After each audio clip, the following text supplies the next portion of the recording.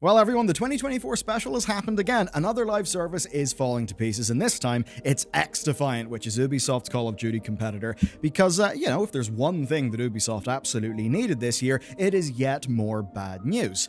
But in a way, you might be confused, because in October, Mark Rubin, longtime Infinity Ward executive and the executive producer of XDefiant, gave this quote. He said, quote, "To be crystal clear, there are no plans to shut down after Season 4.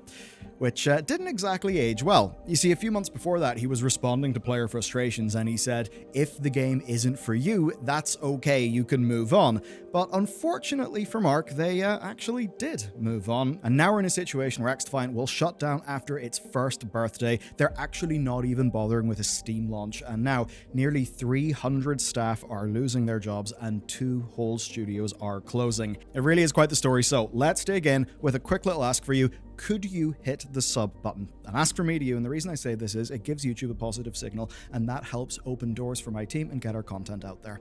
Right now, just 24% of our watch time, and watch time is the thing YouTube cares about, is from people who are subscribed to the channel. Even just a 10% difference in that metric would really help us a lot. So that's a simple ask. We'd all appreciate it a lot, and let's get into the video. Okay, Mark Rubin announced that after the 3rd of December 2024, all new downloads of XDefiant would be blocked. That's it. Now, there is one problem, and that problem is Season 3, and this really hurts. Here is a top post on Reddit, quote, genuinely hyped for Season 3, and you go to the top comment and it says, Season 3 will be so good. And it's just players talking about why they're excited. And as always, the monkey's paw curls. These posters are actually going to get what they wish. Season 3 is coming out, but not as they expected. Mark announced that all Season 3 content will release between now and June 3rd, 2025, which is when the servers are going to be shut down for good. And anybody who purchased the Ultimate Founders Pack of the game, of course, will be getting a refund, which is definitely good. And anybody who had an in-game purchase in the last 30 days will also get a refund.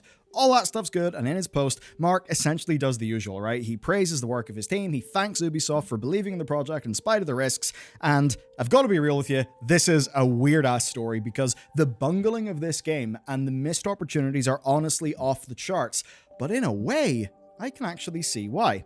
Now, as I said, Mark refuted claims that the game would shut down after Season 4. Once again, it's the monkey's paw. He was right. It's shutting down before Season 4. And it seems clear the reason why is a big picture miscalculation. You see, in his post, Mark says that it takes many free-to-play games a long time to find their footing and become profitable, and that everybody involved was willing to see that through until recently, and he just ended by saying the journey became too much to sensibly continue. And that's where I think we get to the miscalculation. There are many, but here's a big one, right? Assassin's Creed and Ghost Recon. Season 3 was going to be themed after Assassin's Creed, Season 4, Ghost Recon, and those are 2 of Ubisoft's largest brands. Now, of course, looking at Mark's post, you can see the logic, right? Why would you do Assassin's Creed to launch when you know that your game actually does need more work? You only want to hit the big red, like, things that people know button whenever you've got a well-optimized product, so that whenever you finally let people be Ezio Auditore going around no-scoping people, you actually want to make money from it. So instead what they did is launch with not exactly their biggest hitters. So the launch factions were Splinter Cell's Echelon, Watch Dogs 2's DedSec, the Cleaners from The Division, know them, very exciting, the anti-Gus Fring Rebels from Far Cry 6, and the Phantoms.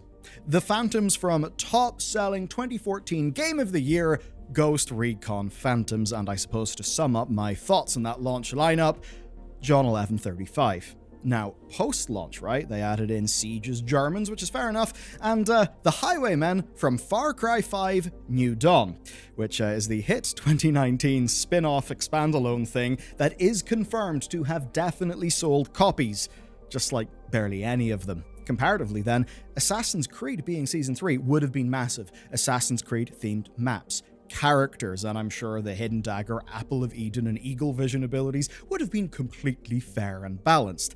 And everybody expected that they would hit the Assassin's Creed button at the same time that they launched on Steam so they could line everything up and get this game the numbers it needs.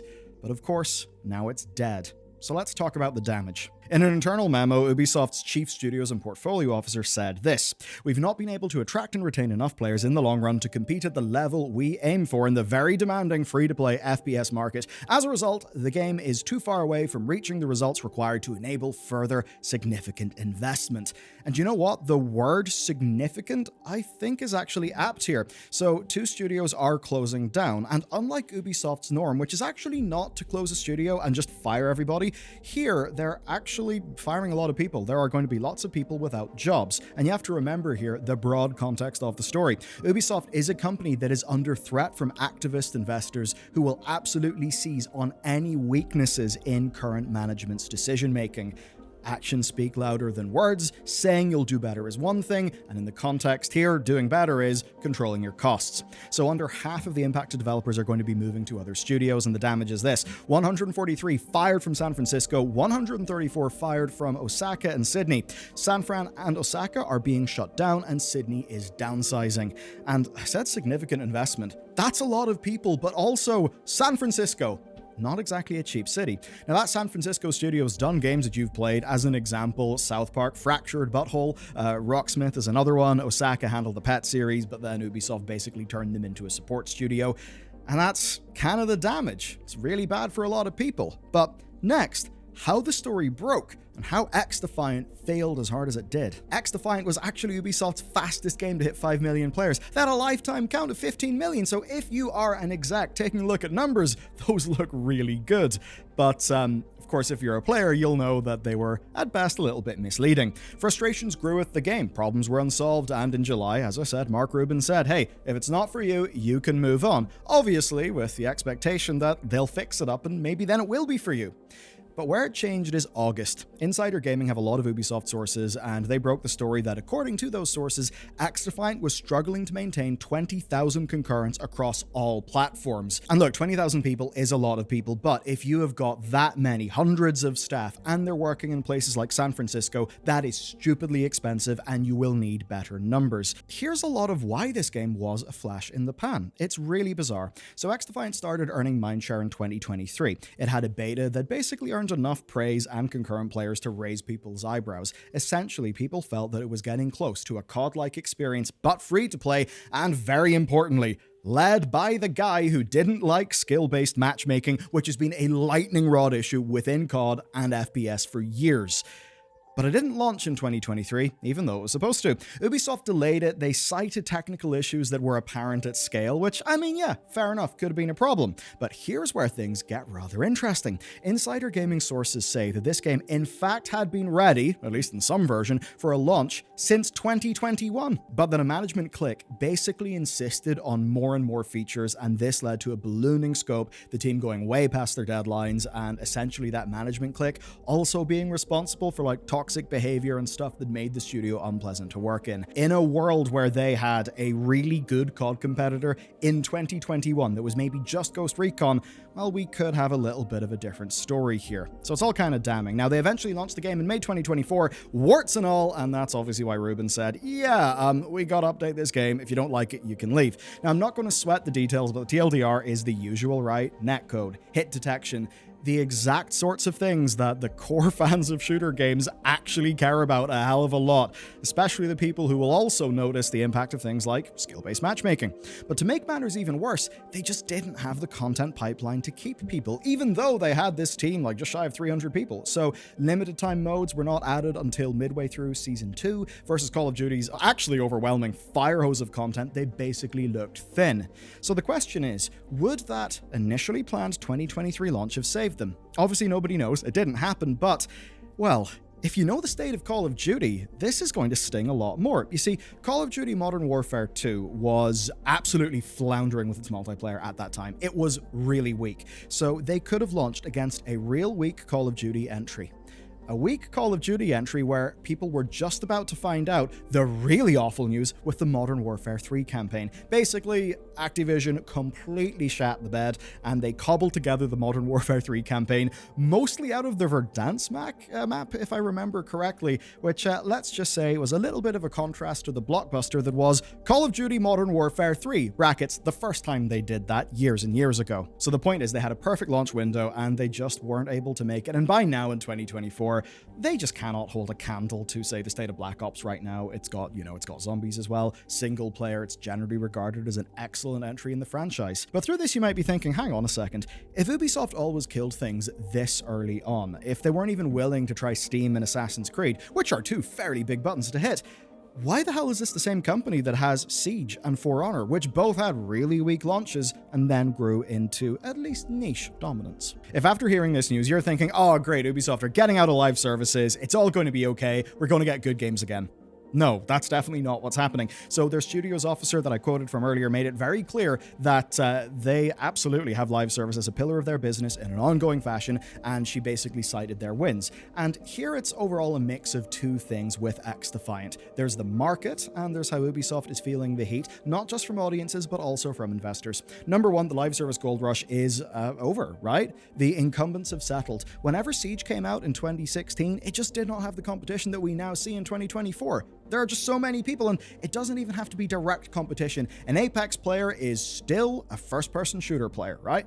Now, XDefiant was not good enough, not different enough, it didn't have enough content, all while slurping up San Francisco-based wages. And being able to say no skill-based matchmaking, well, that's what I would call the thin end of a marketing wedge, not something that will make a franchise. So that's point one, competition, the market. This would never work.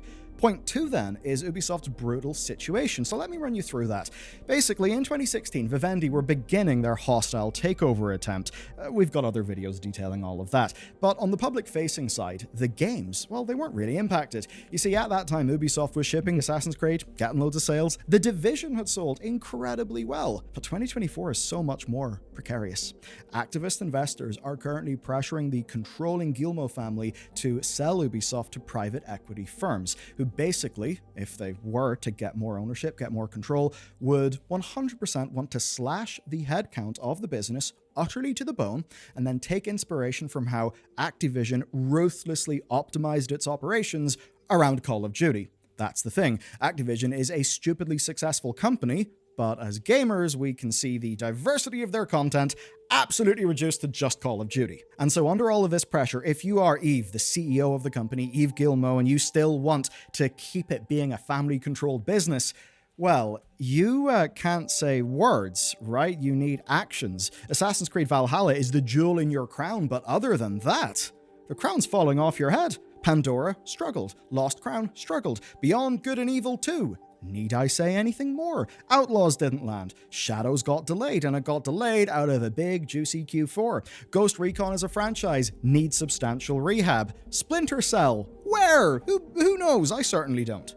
So Yves Guillemot looks weak. Weaker than ever. That's him and his board. And so when they're looking weak, they cannot take risks.